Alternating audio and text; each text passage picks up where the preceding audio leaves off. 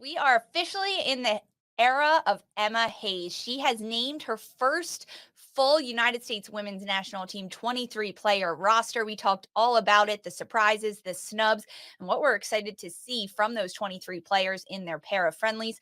But let's talk about the manager herself, Sandra, because Emma Hayes, after spending 11 years at Chelsea, being a true trailblazer with 7 Super League titles, 4 FA Cups, 2 League Cups, it was announced a while ago that she would be leaving Chelsea at the end of the season and immediately start with the United States women's national team. That happened. Chelsea season one uh, was finished last week. The day after, she's doing media for US Soccer. It is officially happened.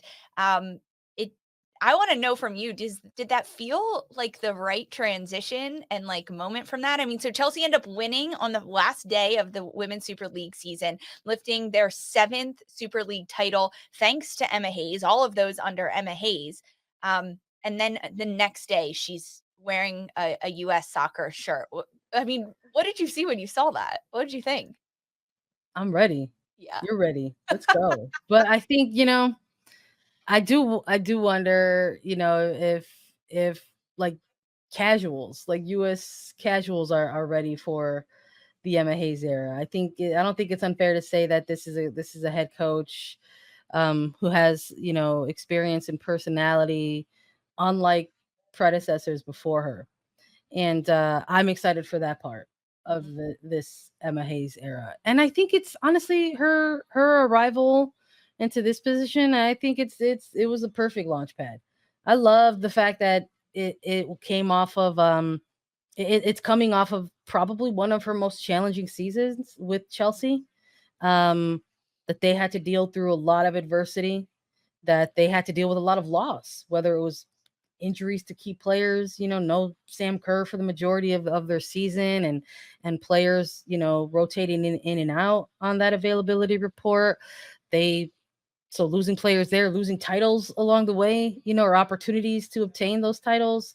Um, so you could see it in the body language, from her players to her coaching staff to her, what it meant to them to win the league and to walk away and to sort of send her off with that perfect parting gift as a winner, because that's all they know her as, and that's Exactly. really why US Soccer hired her, because they needed to get Hands down. a winner back into the mix. And so I think it's the perfect It's launch pad for her. You could see just how much the players wanted that for her. And all season, right? They since this news happened and they knew it would be their last season under Emma Hayes, how much respect the players had for her, which is pretty cool to see. But it's also club, and there's something a little different about that because with club, you're there every day and you have training every week and you're focusing on multiple competitions, whether that's cups, league cups, the season, Champions League, whatever it may be.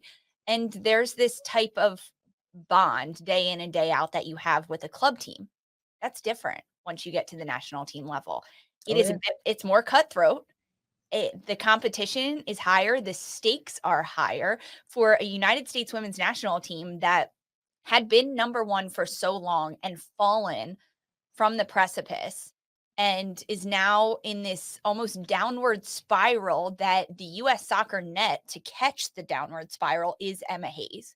There's a lot of pressure on her to not only build this team back up, get them back to the top of the mountain, but to win trophies and a lot of them.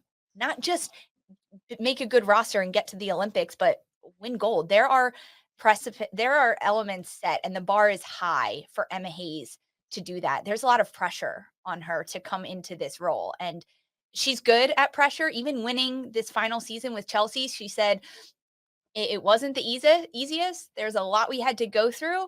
Um, it was really tough, but maybe that made it the sweetest because of everything that she had to go through. She's not afraid of that. And in some final parting words with Chelsea media and media in England, she went on to say, "Hey, you guys might see me at a gold medal match. That's where I want to see you next because um, I want to beat the Spanish at some point." And that's what she said. So immediately in celebration Yeah. of her Super League title and in having these press conferences, she's looking to the next chapter and to the next page and already looking at something that no one has done in the last couple of years, and that's beat Spain, the reigning world champions. And that's what she says. I've got to freaking beat the Spanish Yeah. at some point. I love If you that for doesn't rile you up, Sandra, I don't know what will. I love you. I love you for editing it. She definitely dropped the F bomb there and saying that she's got to F and beat the Spanish. I appreciate it. Yeah, that's the energy, Come on, this is a right? kid show. I'm sure folks will be like, "Oh, Emma, it's the Catalonians who beat you in Barcelona." But I mean, listen, she again. This is what I mean by I don't know if folks are ready for this type of caliber of coach, because I mean this is someone who is incredibly self-aware. Mhm. Incredible. Like, we don't have to write it. We don't have to go and write it. We don't even have to go and talk about it. We do it because that's our job. But Emma Hayes is incredibly aware. I mean, what a quote to kind of just drop on your way out. She's aware that is a hurdle of her own that she's yet to sort of get over.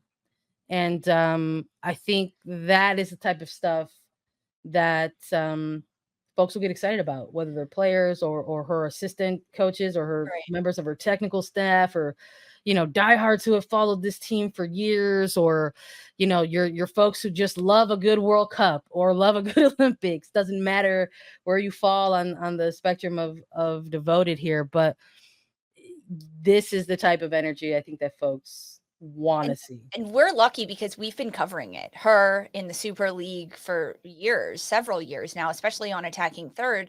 We've been around it. We've seen her in press conferences and we know what energy she's going to bring. We know how she's going to talk about games, how honest she's going to be post match and say, we lost this. We should have won it. This isn't good enough, or putting blame on herself, or having that communication with her players.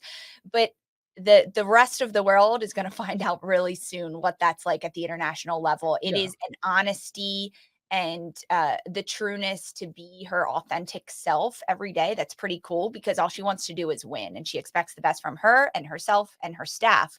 But this is different. It's for a country. It is at the international level. And the last time we had a club coach that was very successful come into this role, so coach the United States women's national team, that didn't turn out quite like we planned. Vlatko Andonovski was an incredible club coach. He is to this day. I mean, look at Kansas City, Yeah. undefeated through the first 10 weeks of NWSL play, yet that didn't really translate at the international level. How is this going to be different for Emma Hayes transitioning for club to country? I mean, for starters, it's just going to be a different calendar that she's working on. I mean, I think that's the most obvious one. This isn't a season where you're working on a game plan week to week, right? But I think she is someone who's capable of playing a long game. And I think even in this roster, right, we're already seeing a little bit of that in terms of getting to see Hal Hirschfeld with a full call up in this one, that there's going to be players who are in as training camp players, even as they get into these really intense moments of preparation for the Olympics. So it's going to be different from navigating a club versus a national team. But just because the match windows are different to balance, I would imagine the leg work, the tactical work, the mental prep, everything else that goes into it, is she's more than capable of playing out her long game. It is different, though, to not be with players day in and day out, or even Yeah. see them, right? Even if you don't have training, if you have a scouting session, and Yeah. with the national team, it is in chunks. It is in 2-week or 3-week chunks that you are brought in as a group.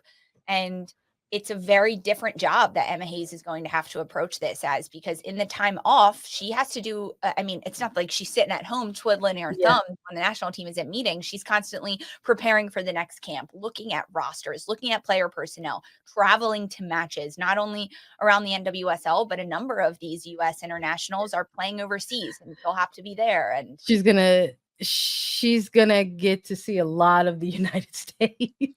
very quickly, very quickly. Hopefully she can like couple it, right? Like go to Yeah. California, see an Angel City match, play against someone, and then San Diego and then Bay, get 6 teams in one trip up and down the West Coast. I mean, she'll have to have a strategic travel agent to help her with this. Her miles is going to go up. Sign up for Marriott. You got it. Marriott Bomboy. Yep. Emma Hayes, you got this. A way to rack up some points. You can also link your Uber account. There are like so many things Get that those Delta miles. Oh, geez. Oh, she'll get geez. something in there because that's what she's going to have to do, and it's a lot of work outside of that. But to me, Emma Hayes has the vision and the understanding of not just players in the boxes that they've put in by former national team coaches or current club coaches or roles that they've played, but she has a really good eye to look outside of the box that a player is in and pick up on their skill sets, their tendencies, their physical attributes, how they touch the ball, the way they glance over the shoulder, how much weight they put on a passes, everything they do technically in the game, while also looking at their mental IQ of the game and understanding soccer smarts and understanding that a player that maybe plays in a 6 position can be better as a 10 or be better as a wing back or can play in both of those roles, and utilizing players' talents and skill sets to kind of break the mold that has been built for the US over the last several years. And it's going to look different, and it's going to take a different coach to get the United States back on top. US has invested Yeah. in Emma Hayes. I'm on board. You're on board?